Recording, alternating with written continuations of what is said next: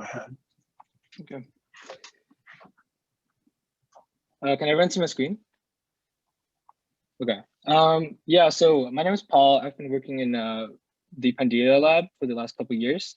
And today I'll be presenting on my thesis topic, investigating the functional repertoire and metal dependence of Cas3 nucleases. So should I just get started? Please. Okay. All right. So a bit of background to begin with. So the Cas3 protein belongs to the type 1 CRISPR-Cas system. And CRISPR-Cas systems are important for prokaryotic adaptive immunity. And so the type 1 CRISPR-Cas system in specific utilizes a multi-complex system for the first two steps to achieve adaptive immunity, which are adaptation and pre-CRISPR RNA expression. However, for the last step, which is interference or viral DNA degradation, it recruits a single nuclease, which is the Cas3 protein. The type 1 CRISPR-Cas system is important to us because in recent studies, it has been revealed that the type 1 CRISPR-Cas system can facilitate functions in genome editing, which is very versatile. And so the Cas3 protein is a phosphodiesterase protein that belongs to the HD domain superfamily. All HD domain proteins are typified by this histidine aspartate motif, as you can see here. And they use this motif to coordinate a variety of different metal ions. The HD domain phosphodiesterases in specific use this extra histidine residue compared to the other HD domain proteins, of which the function is still unclear. The Cas3 associated gene is able to code for a variety of different Cas3 proteins.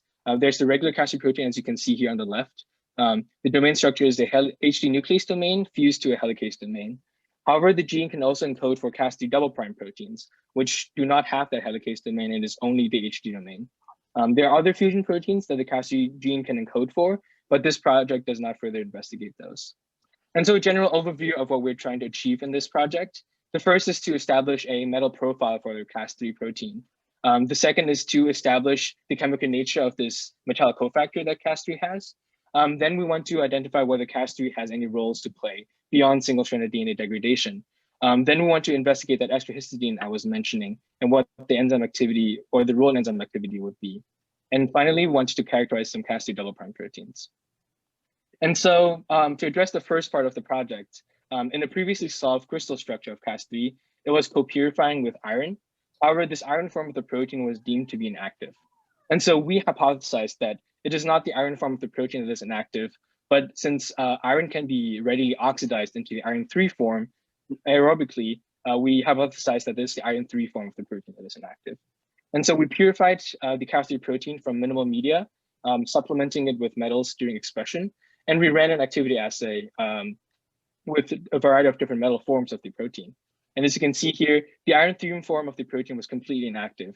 Whereas when we reduced it with sodium dithionide, the iron 2 form of the protein was actually really active, was the most active form of the protein we observed.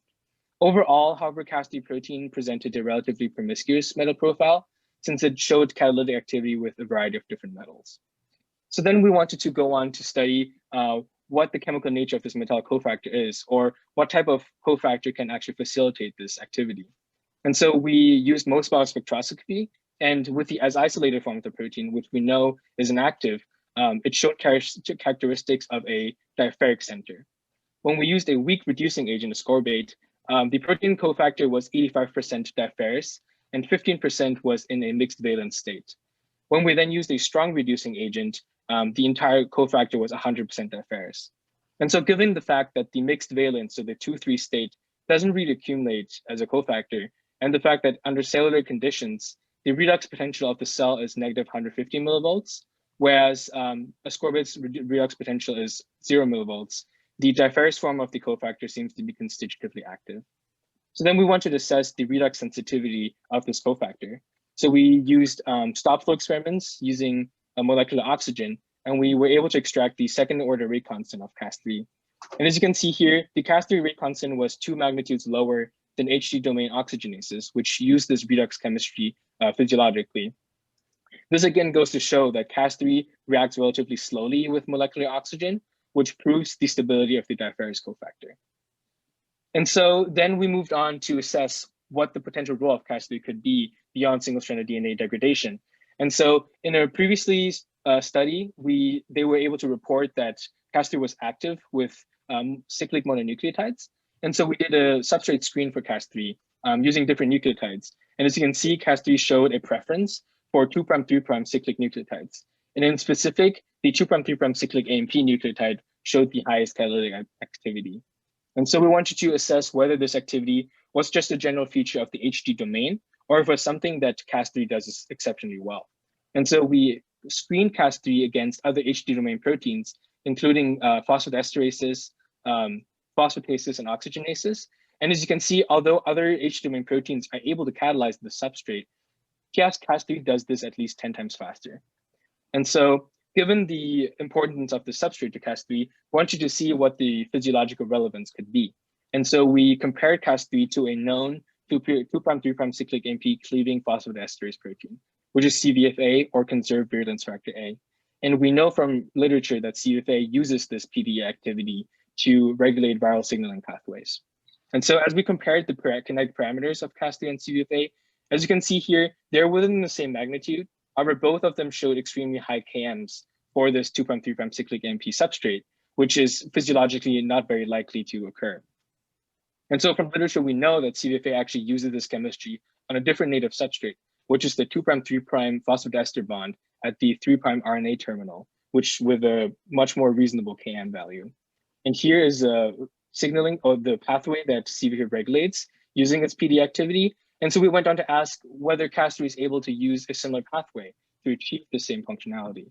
And so first we did a sequence alignment for CVFA and Cas3, and we were able to show that CVFA uses the same 7 residues to coordinate a dimetal cofactor of the HD domain in its catalytic site. And so from there, we went on to compare Cas3 and CVFA directly in their PDA activities.